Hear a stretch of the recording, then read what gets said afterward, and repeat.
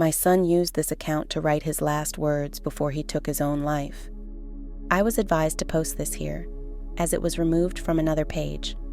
I apologize if this is also the wrong place for this. My son, who would have been 21 this month, hanged himself on December 24th, 2016. Christmas Eve. My baby boy. Gone. There are no words to describe what it did to me and what it did to the family.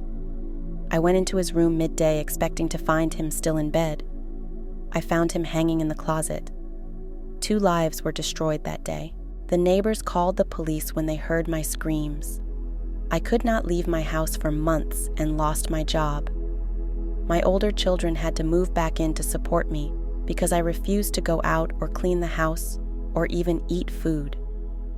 My life had lost all purpose, and for a while it was over. With time and extensive therapy, I am just barely functional again. But life has never felt so empty. Not a moment goes by that I don't think of him. I spend countless hours every day thinking of how I could have changed it. I know I could have. My son was enrolled in a general health studies program at the local university. He didn't have an interest in health and didn't know what career he wanted to pursue, but I pushed him into it thinking it had the most potential for a successful career path and that he could develop an interest over time. He didn't do very well in his first year, but he made it through with a few failed courses. In April 2016, he had finished the winter term of his second year. I asked him about his final grades. He kept telling me that he hadn't received them yet. I knew he had, but I didn't push. The summer term was starting, and we had agreed that he would take summer courses for the courses he had failed in first year. He told me that he had applied to them, and he also told me he had finally received his second term grades and that he had passed them all. I didn't know at the time that neither of those were true. It was all online, so I never checked. If I did, I would have known that he had failed all 5 of his winter courses because he had stopped showing up to classes due to depression, and he never applied to any summer courses. I found this out later in August when he broke down and admitted it all. I did not take it well. I was so upset that he had failed his program, that he lied to me so many times, and that he spent the entire summer pretending to go to class while doing other things. I called the school immediately and arranged an appointment with the faculty. I explained the situation to them, and they agreed to let him reapply in the fall as a special student, and that if he did well in his remedial classes, he would have a chance to continue his program where he left off. He didn't want to do it. He wanted to take a break from school and apply to a different program later. I refused. I forced him to go back. I knew he hated it, and I made him do it anyway. I didn't do anything to treat his depression despite knowing about it. Instead, I used it as an excuse to get him back in the program he never wanted to be in. I made him feel trapped enough to take his own life, and I can never forgive myself for that. Going back into his room was the hardest thing I've ever had to do. One step inside, and I had a breakdown. Months passed. I tried again. Breakdown.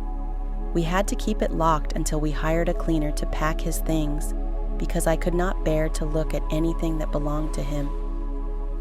I was only able to enter once the room was completely empty with just a few boxes stacked in the corner. Months later, when I was home alone, I mustered the strength to open one of the boxes. Sitting on top was his laptop. I opened it and found it unlocked. I told myself I shouldn't look through it. It would only ruin me again. But I had to. I had to know. Maybe he saw something that made him want to do it. Maybe he had messaged one of his friends, and maybe they said something to him. I just wanted to understand why he would feel so hopeless that he had to take his own life. I found mostly things that would be normal to find in a young person's browsing history. People's Facebook profiles, assorted YouTube videos, a whole world I never knew. There was a file folder compiling images from what I could tell was shows, comics, games that he liked. I've never seen any of it before. I never cared. Another folder with images of my son with his friends from his high school. I didn't recognize any of them. I never bothered to ask. I found a video in his YouTube history showcasing how to tie a noose. I had to stop there and weep until I had a migraine. Then I went back. I found entries on Kijiji. He was trying to sell his game consoles and games, which I later found out he spent his tuition to buy. I found a site called Live Leak, where there were a lot of entries on videos of people dying on camera. I believe he was trying to prepare himself for what he was going to do to himself. Then I found this site, Reddit, and I noticed his account still logged in. This one. Nothing could have prepared me for what I was about to find. Months of grief counseling undone in an instant. I had the worst breakdown of my life. Reading through everything he wrote in his last days tore my already scarred heart into a million shreds. He had reached out for help so many times. He felt so alone. He wrote that if he died, I would only care about the money I wasted raising him. I thought I had felt the worst pain a person could feel until I read that.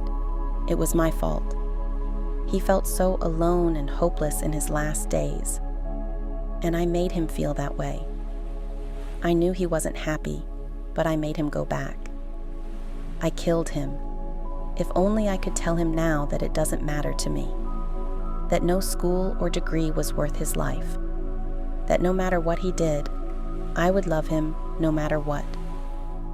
Oh, how I miss my sweet boy. My baby is gone, and I will never be okay again. What do you guys think? Let's discuss in the comments. Follow and like for more stories.